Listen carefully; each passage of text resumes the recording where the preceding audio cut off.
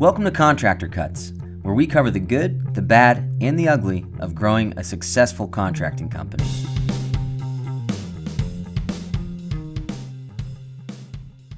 Welcome to Contractor Cuts. My name is Clark Turner. Thank you for joining us again today. So today's podcast, I've got a very special guest with me, a guy that I've known, it feels like forever, but it's been a year.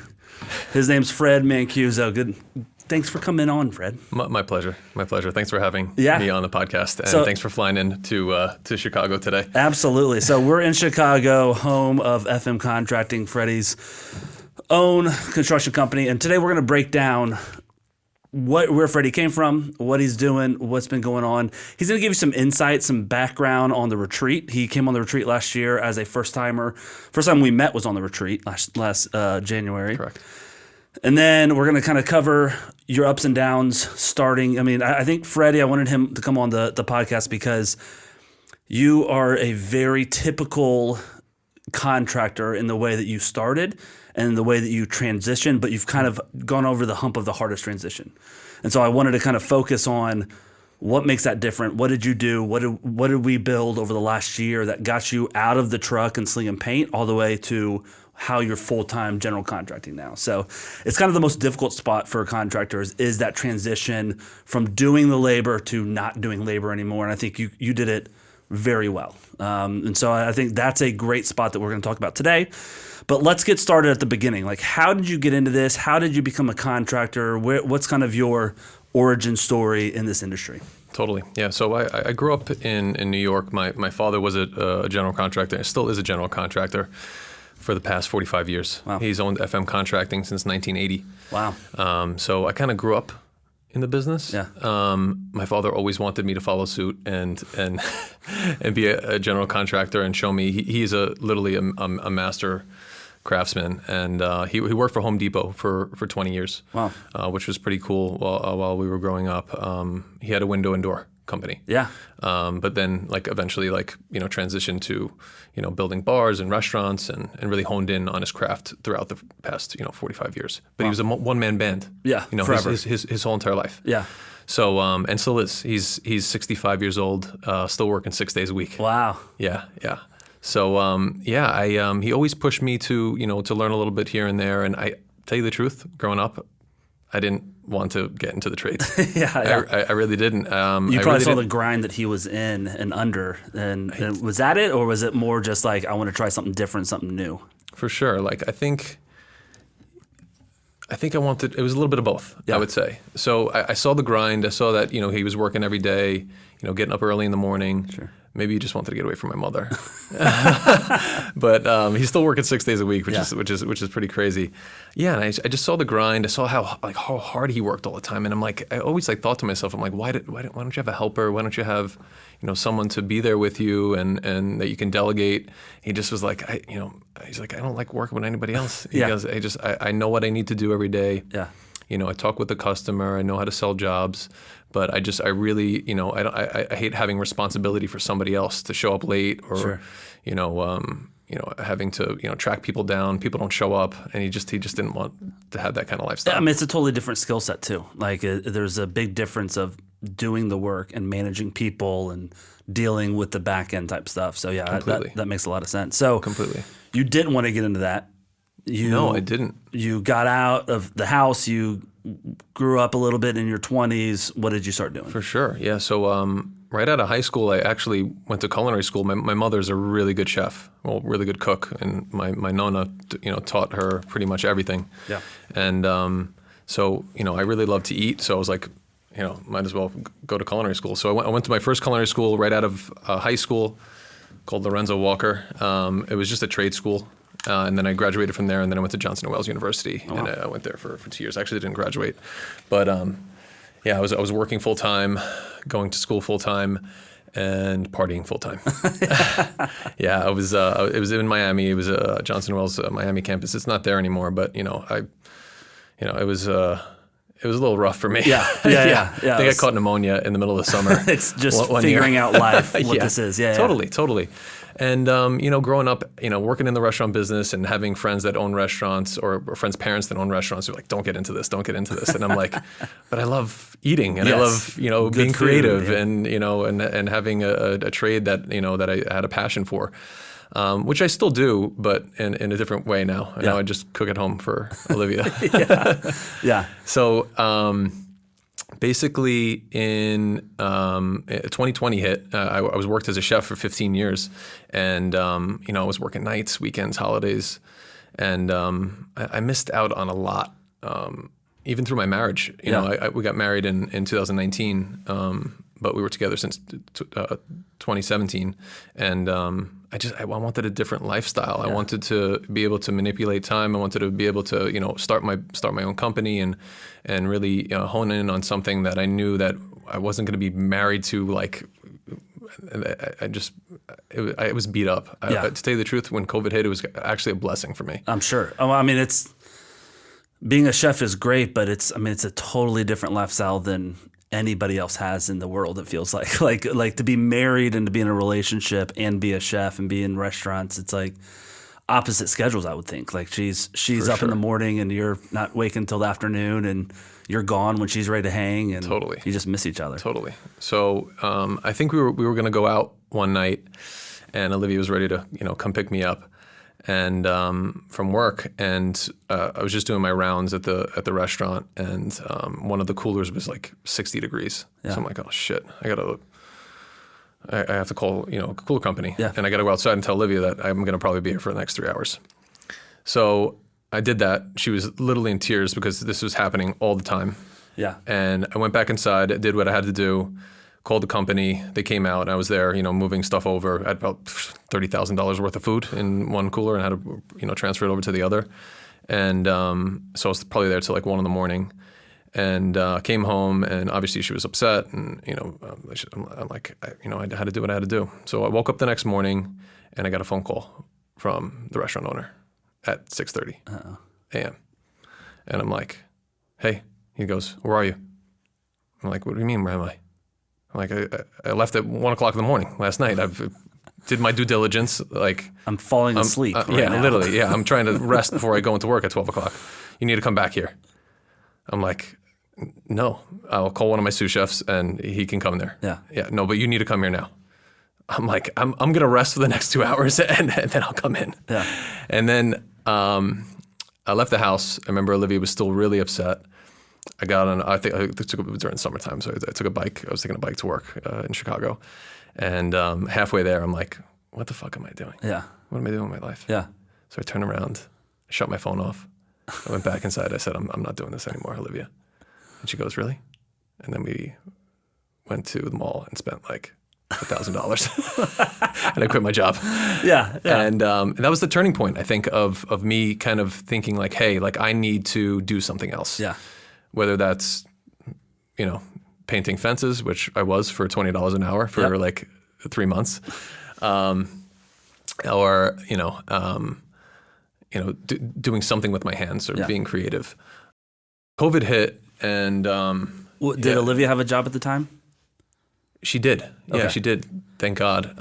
She was actually working here. Oh, okay. Yeah, cool. She was working here at the time. So kind of, actually while she was working here, she was, starting her business as well. So that's what I had to do. So basically what I did was I went back into the restaurant business, but I started serving at night. And then I was creating my company during the daytime. And what I would do is I would work, 4 or 5 nights a week, as a server. And I would, get enough money that I would, be able to buy tools and slowly start my business. And then I would get little jobs here and there, painting for $30 an hour. Yep. And then like $45 an hour. And then I was like, oh, maybe I can just charge per project. And and that's how the company kind of started. And I was like, I inevitably I feel like we turn into our parents. Yeah. So I just had to kind of rip the Band-Aid off and just accept it. Yeah. Well, you knew how to do it. Right? Yeah. You grew up with paint can next to you, right? Yeah, pretty much. Holding the I don't know about that. but- holding the other end of the 2x4 for dad. Totally. Yeah. So you started doing that. That was, what year was that? This was 2020. Okay. And so you started full time, at nights waiting tables, at day, kind of hustling, trying to figure out. Exactly. Trying to hustle and trying to figure it out. And, if I had to make any recommendations to people that are starting out and are afraid to just pull the trigger to like start a company, it's always okay to have a little part-time job on the side, to kind of, feed, pay the bills, have a little, playing around money. Yeah. But, What was the hardest part in starting the company? And I'm guessing that's your first business that you owned because you were working for other people as a chef. What was the most difficult part as a business owner, kind of going out on your own and trying to figure it out? What was the hardest thing to figure out? Well, the hardest thing to figure out was like how am I going to support my family with just possibly getting a job next week? Yeah. I had to really hone in on thinking about marketing and how I'm gonna do sales. How am I what employees or 1099 employees that I'm gonna bring on that I know that are gonna represent the company. So it was. It was a little bit difficult, but I think it helped me when I was, serving at nighttime that I had that nest egg, and then I kind of like, honed in during the daytime on the business, and eventually just kind of, weaned out of the restaurant business and went full time. Yeah, which was March of last year. Wow. Okay, so you were that. I was going to ask. I didn't realize when you actually stopped that second job. It was so you did that for 4 years. Yeah. Ish. Yeah. Wow. Yeah. 3.5. 3.5. What made you? Was there kind of a milestone of how much money you're making, or what was the? Do you remember the when you pulled the trigger to quit the other job? What caused that? I kind of held on to the restaurant business because it was like, I just knew it so well, and I was working for a really great restaurant here in Chicago, and I enjoyed working there too, and then just. I feel like, those skills were transferable too, even waiting tables. I mean, as a chef too, delegating and, working with, different people and different personalities. Yeah. And then, waiting tables is, you're meeting, different families every single day. You're selling your product and you're building relationships, which is the most important thing. There's a community with other servers and the kitchen staff, as well as the people that come in all the time that your regulars. Exactly. So it was a little bit difficult for me to kind of pull the trigger, but I think I probably could have done it maybe 6 months earlier. Yeah. But I was only working 3, 2, 1 day a week. Yeah. It just depends, and I slowly, incrementally, worked less and less. Yeah. Exactly. So last March, you stepped out. You went full time. What did your company look like differently 3.5, 4 years down the road than when you started it? I mean, was there a big change, or were you kind of doing the same thing last March? Like, what was? Yeah, I met this guy. So we bought a home here in 2023, and the first week we got in, my wife is like, "When are you going to paint? When are you gonna paint the house?" I'm like, "Olivia, we literally just moved in the house. Like, you gotta give me a few weeks, And so I ended up incrementally painting the house, and I was like, it took me a long time because this was, it was a 3-bedroom, 2-bath place. So it was quite large, and I was doing this by myself, and I just never thought of I don't know. My father was always a one-man band, and he never taught me to hire on people or how to even do so. So I just thought that was the way I was supposed to do things. And but deep down I knew I could probably hire somebody else, but they're not going to do it as well as I am, right? Unless I train them, So I pretty much painted the whole entire place except 2 bathrooms, and then Olivia was threatening me to hire somebody else to paint those other 2 bathrooms. She had a painter on the side. She probably did, yeah. So one of our good friends, they just bought a house at the same time as us, and they just painted their house, and this guy did a beautiful job. It was, I mean, they probably had 7 or 8 different paints and different accent walls, and the house looked gorgeous.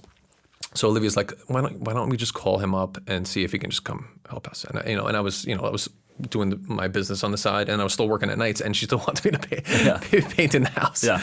And she ended up calling him, and the guy was very confused. He's like, "Oh, so you're your husband's a painter and you want me to come to the house and paint your house. Your and I'm husband like, must be a terrible painter. yeah, totally. That's what probably he was thinking. And we actually met for a coffee. We hit it off. His name's Joe, and he's been working with me now ever since. Yeah. So he past came 2 years, 2.5 years. Yeah. Olivia called in the reinforcements. He impressed you, and he joined the team. He did, and now he's a full-time employee for me. And he's my right-hand man. And he ended up, hiring his friend who he's been working with now for the past been friends for like 45 years. Yeah. And his name's Joe. So I got Joe and I got Bojo. Joe and Joe. Joe and Joe. So that was 3.5, 4 years. But by last year, you were still painting though. You were still. Yeah, I was. Yes, I was. I was with the guys. So it was painting. I knew how to install doors, windows. So we were doing a little bit of that. That was pretty much it. I mean, baseboards if we had to. But you weren't doing many renovations at the time. No, not at all. And not until I joined ProStruck. Really? Yeah, because it was very difficult for me to even stop swinging a hammer, or slinging a paintbrush, or just in general doing it yourself. So let's back up a little bit with that. How did you get involved with us? When did you first hear about ProStruck, and what was kind of like the first touch point with us? For sure, yeah. So I would say it was about maybe 6 months. I was full into the business. I was like, all right, I need to be listening to certain podcasts, and I looked you up on Spotify, and it was one of the first contractor podcasts that I saw, and I started listening to you guys, and it really just resonated with me. Cool. And I obviously told my wife about it, and she was actually looking for, like, it was during the holidays, and she was like looking for a gift to give me, and she surprised me actually with. Because I didn't even know. Oh, I knew that there was it was a retreat, and I maybe talk to her about it once or twice prior, because I think you guys promote it for a couple of months prior to.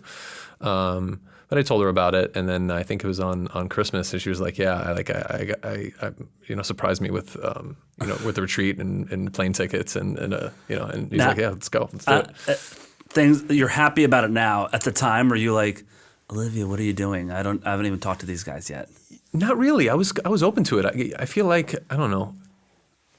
I think you're just like a likable guy. I felt like I kind of. Can I quote you on that? Yeah. My wife disagreed. Yeah. No, it's true. I think listening to you for quite some time, you seem like an easygoing guy. I think it would be a good fit, for me to come out and really hone in on.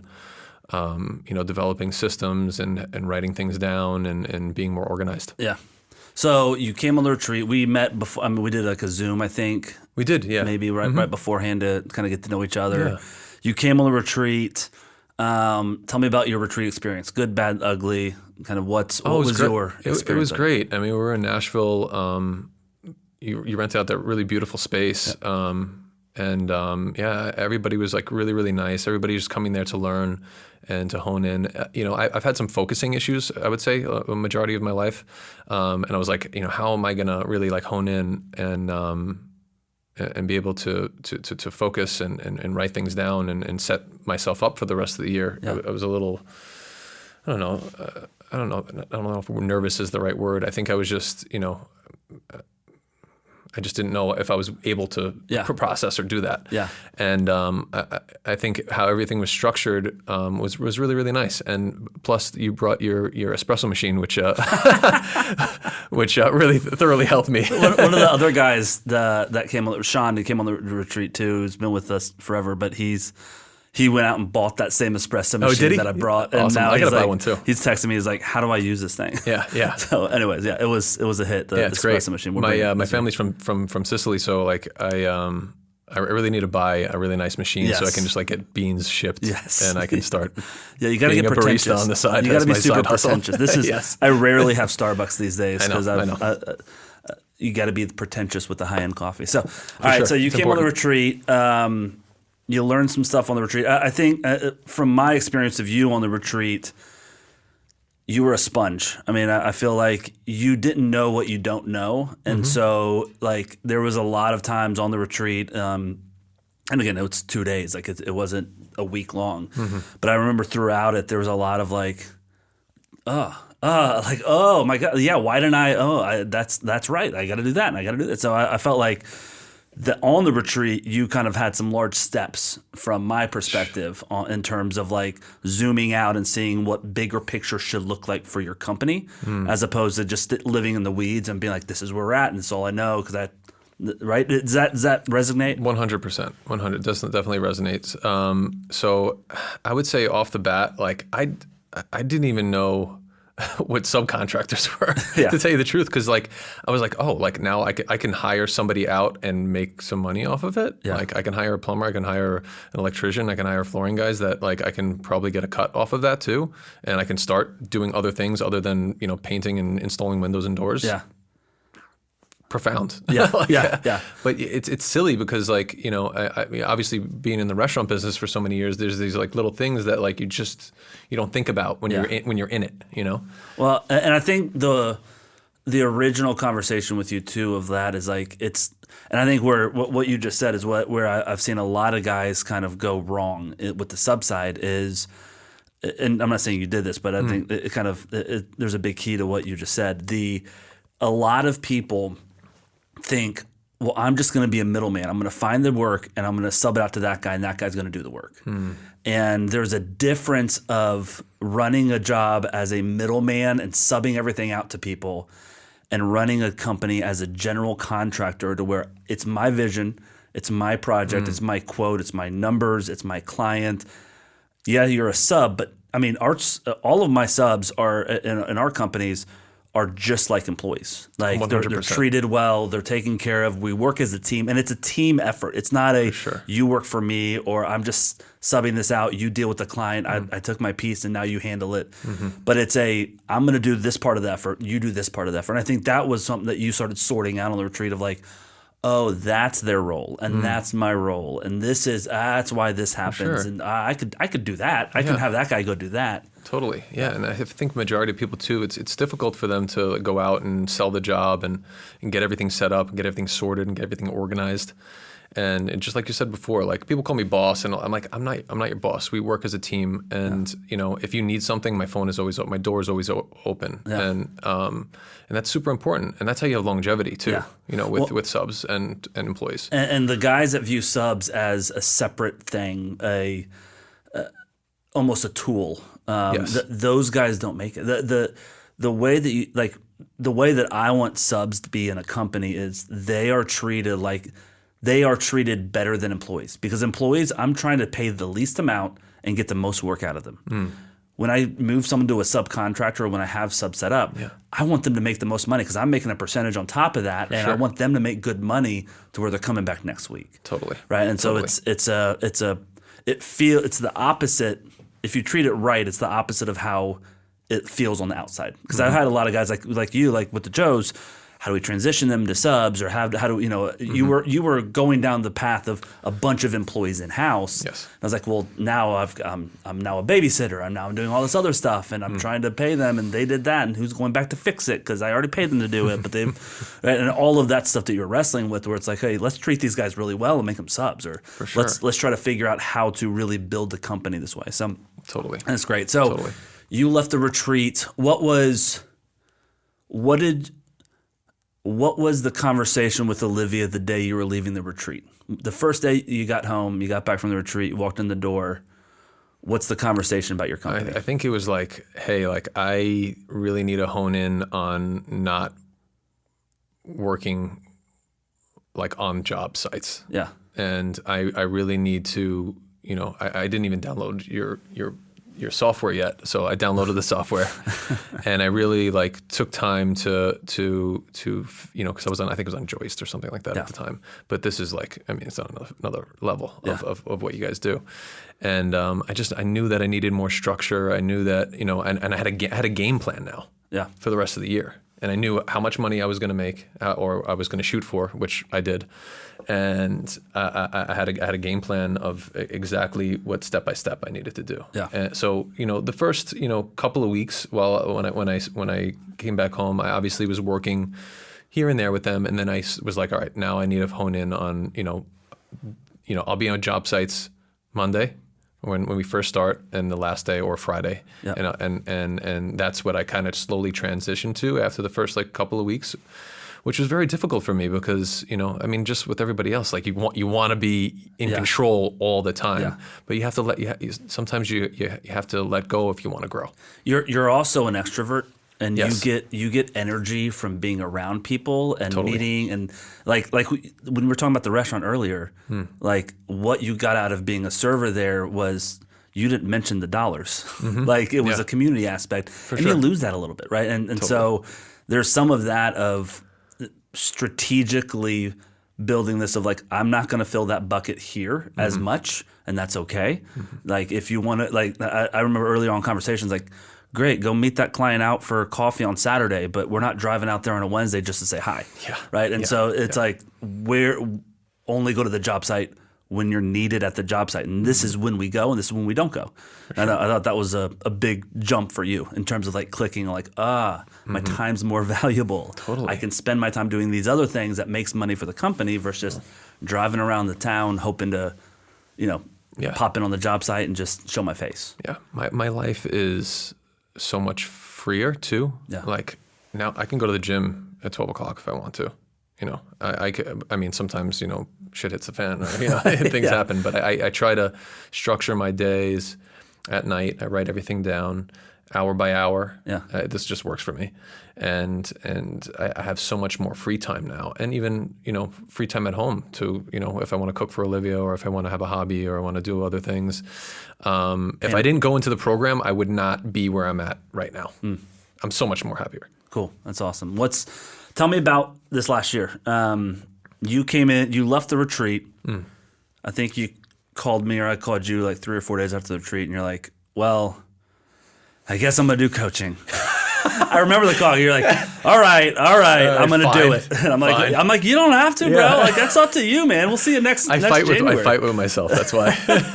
You are frugal. Yes. And that is a good part of you. Okay. But generous. but at the same time, like, you invested well, you know, Totally. and you saw it as an investment coming in. And For sure, it is totally an investment. Yeah. You came in, and you came in on our growth partnership, I think, on the middle one. You didn't come in on the foundations. I didn't. You came on the good growth foundations. level. Yeah, I did.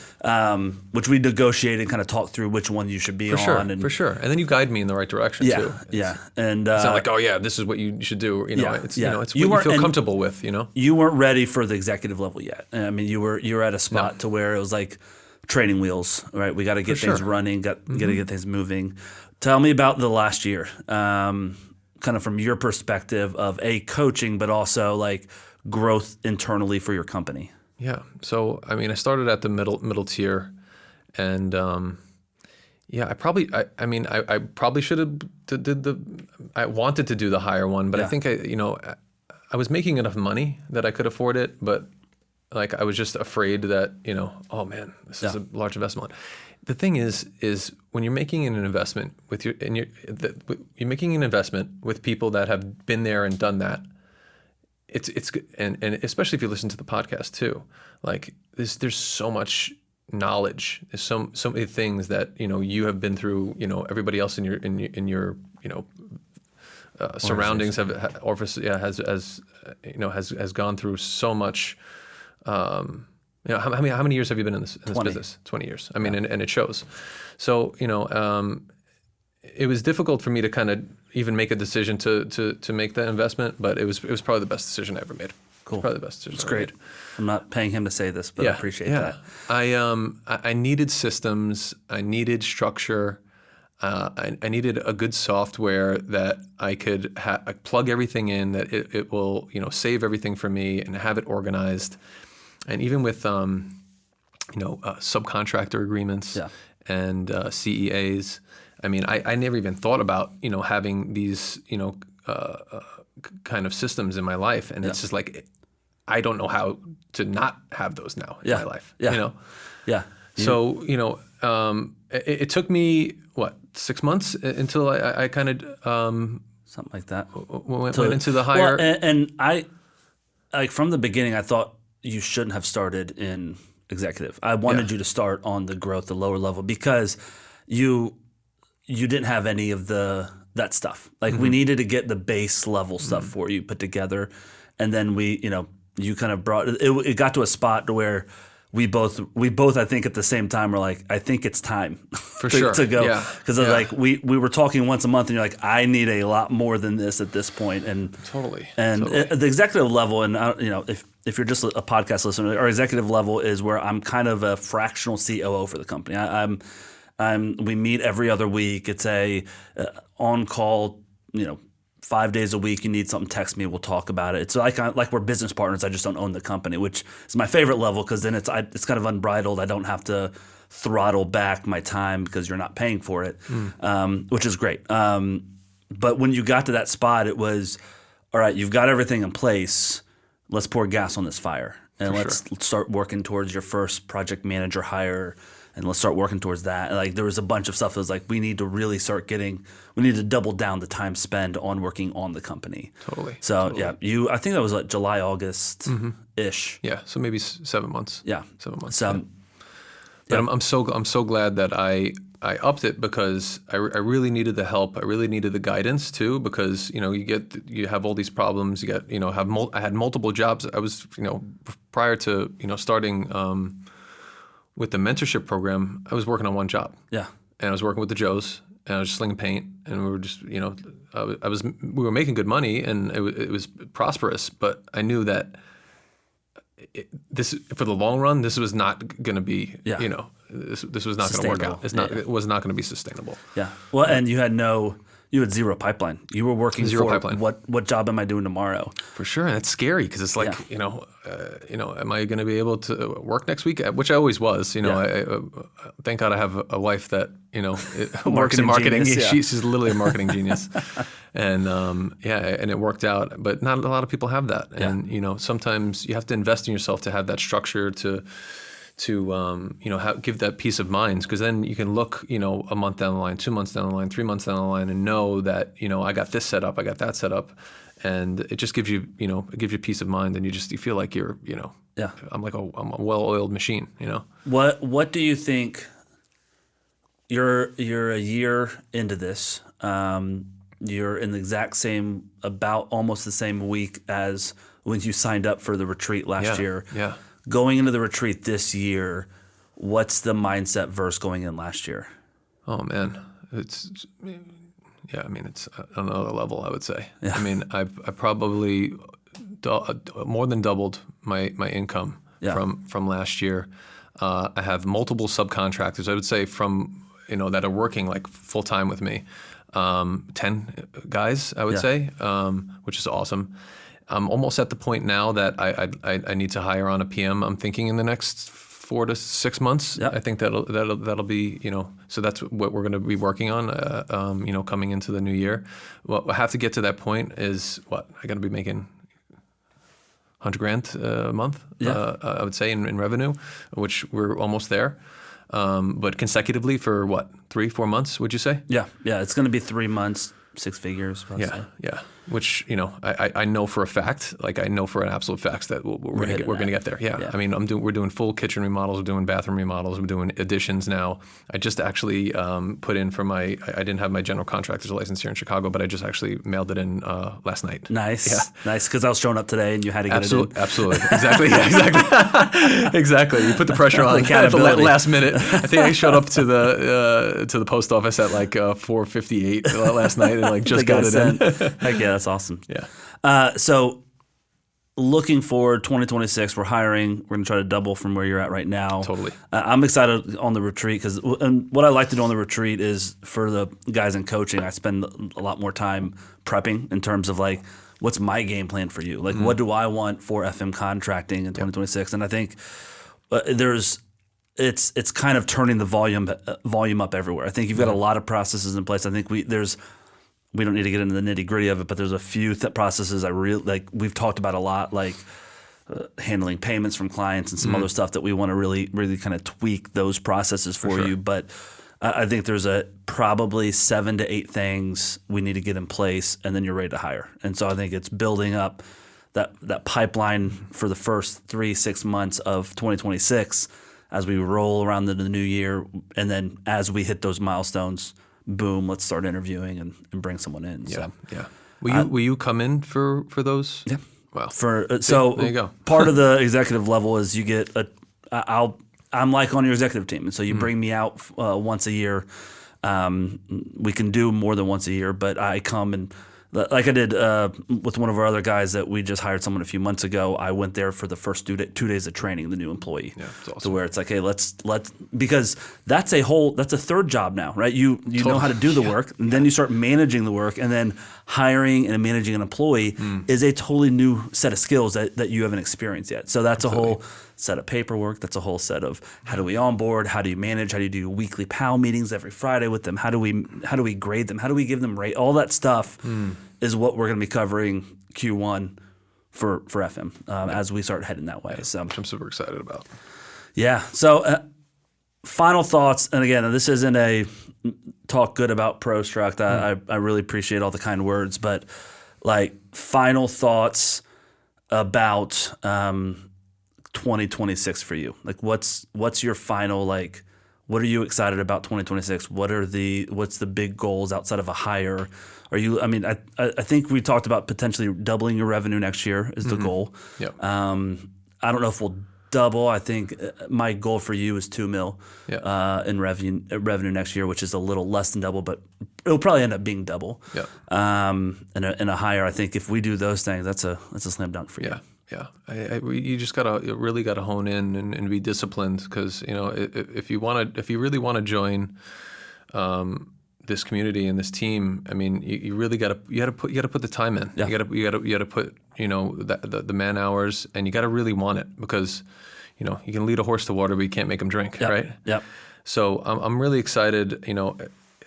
The way I was the beginning of this year to where I am now, I mean, it's astronomical. Yeah. I mean, I would have never even thought about, and now I'm even thinking about, as a chef, I was, now I'm thinking about design for kitchens and stuff too. Is like thinking about layouts and structure for that, and which is an idea that I got At the retreat, which was like profound. It was like like that light bulb aha moment, which was awesome too.